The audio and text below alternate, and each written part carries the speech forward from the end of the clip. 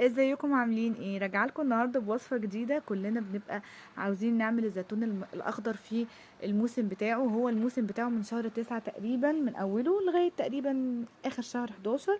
فاحنا قلنا نعمل الزيتون وهو لسه بقى طالع كده فريش كده وطازه وجميل، قلنا نعمله.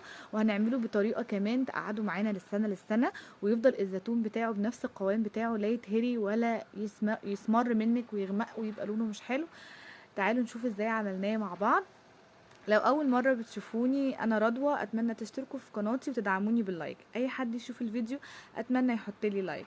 تعالوا نشوف ازاي عملنا الزيتون. اول حاجه الزيتون انا عملته، لا انا نقعته ولا دبلته في ملح ولا عملت اي حاجه. انا جبته من عند الراجل واشتغلت فيه على طول من غير ما اعمل خطوات كتير ولا اي حاجه. اول حاجه حضرت عندي، لان انا دلوقتي عملت 2 كيلو، فهقول لكم المقدار ل 2 كيلو. حابه تعملي كيلو، حابه تعملي نص، هتخفضي المقدار. اول حاجه جبت